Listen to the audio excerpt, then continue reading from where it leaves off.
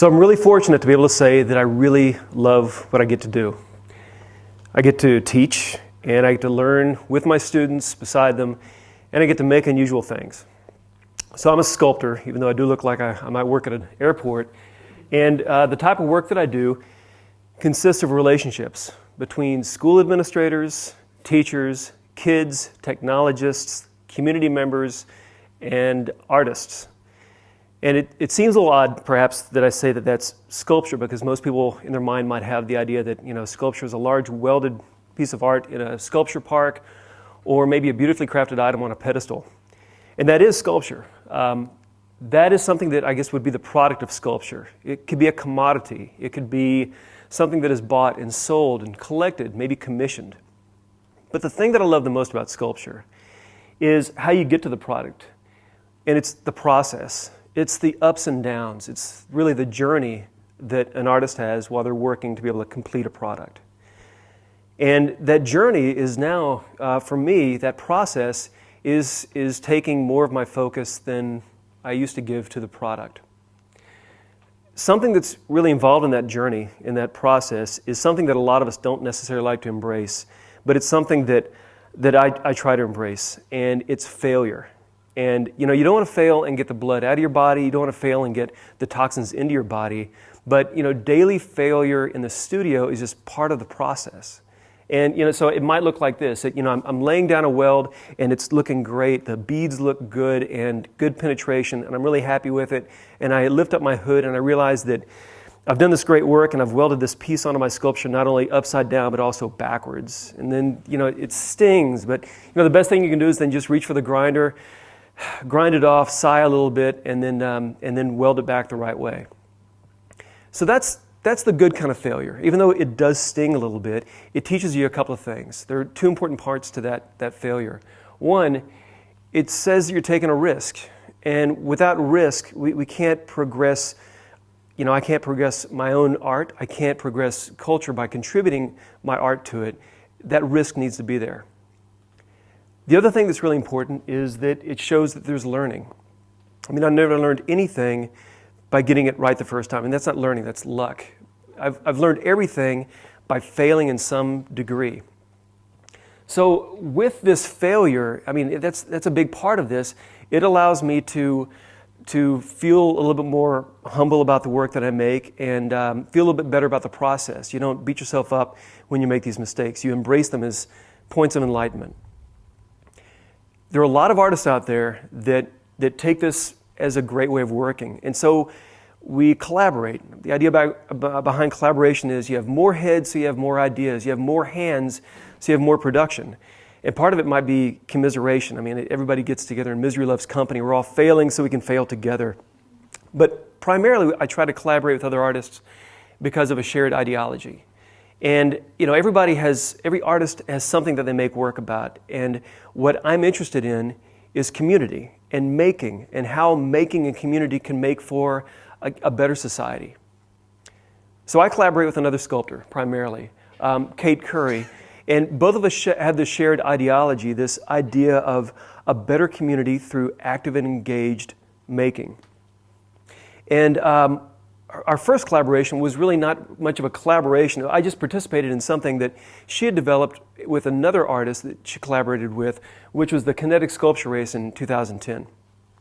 So this was here in Oxford, and there's nothing like this here in Oxford. This is based on and inspired by some of the Kinetic sculpture races that you might hear about in Baltimore or in Arcata, California, or in Corvallis, or the Burning Man project, in which people take perfectly good bikes and they chop them up and they re-weld them together to make these Frankenstein creations that probably never should have been made. And they festoon these things with all sorts of parts that make it look like a parade float. And they make kinetic sculptures and they race them. Race is a loose term. It's more like an obstacle course. So it's something in the world. It just didn't happen here. This was the first of its kind in this Midwest area. And it was small. It was maybe, I think 40 people participated, and that's riders and onlookers, participants. And it was rainy and it was short, but it was enough for the bug to bite. And so after that, we were really excited about it, and we decided to change the name to the Oxford Kinetics Festival. And since then, we've grown it tremendously. So we've had Kinetics festivals that have had over 2,500 people, which is a pretty big growth from the 40 that we had the first one. And it still is a race of sorts. There's a race involved, but it's a really unique event in that it's not based on product or commodity. Again, it too is based on process. So unlike a lot of festivals where there might be some commodity that you come to expect, like you go to hear music, or you go to eat food, you go to buy novelties, this is a kind of an event where people bring the festival to the festival. They work year-round to be able to make these strange contraptions that then they show up and they showcase the wackiness that they've been able to put together. In doing this, we realized a few things. If we're getting this big and it's popular, then we need to really get organized. So we decided to form MAKETANK Incorporated, which is the nonprofit that administers the Kinetic sculpture, the Oxford Kinetics Fest, as well as a lot of year-round programming. And it's made up now not just of sculptors, but also an anthropologist is on the board and mechanical engineers, plus all the people that we collaborate with in the community and nationally at this point.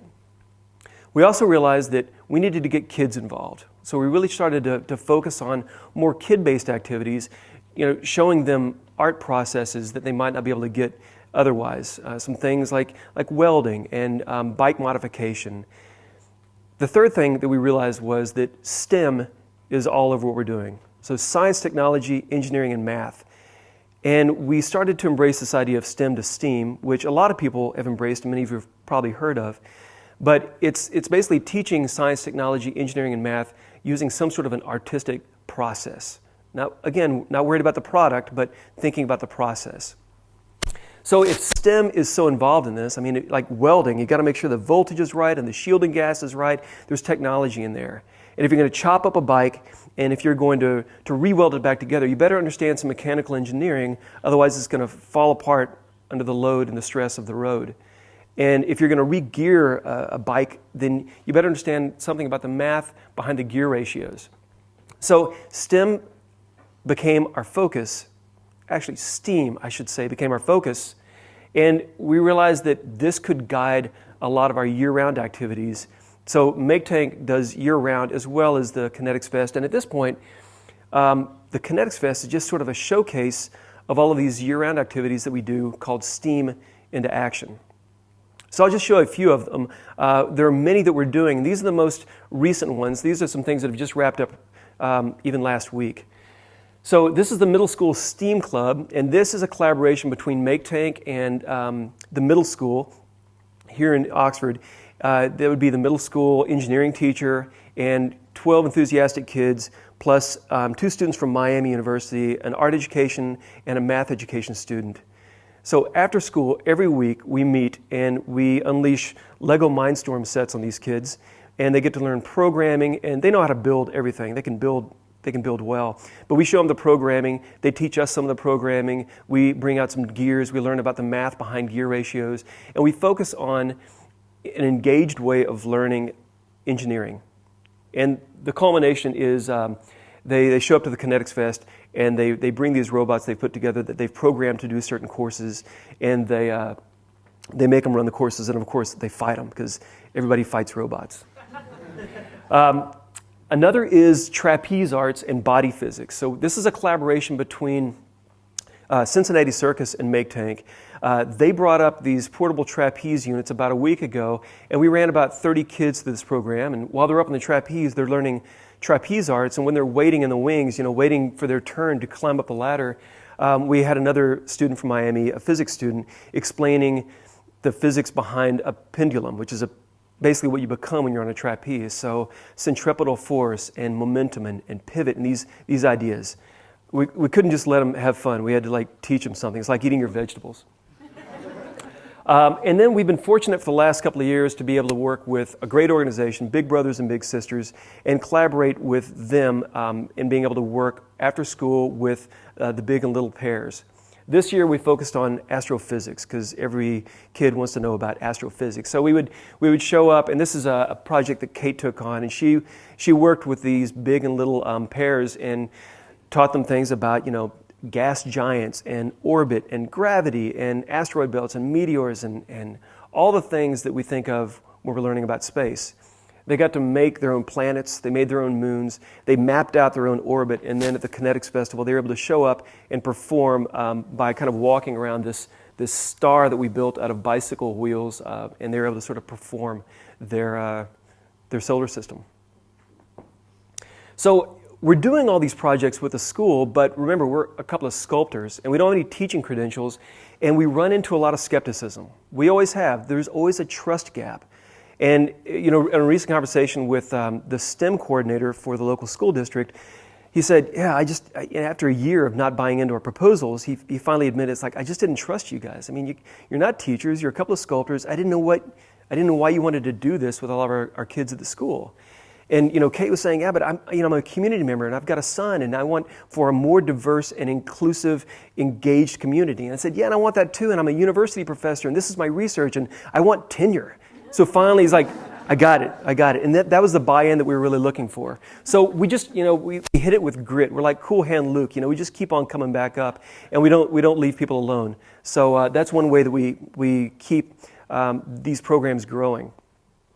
Now, one thing that we did notice the more we looked into STEM fields was that there's an underrepresentation of women and minorities, both in sort of high school STEM programs as well as the STEM fields.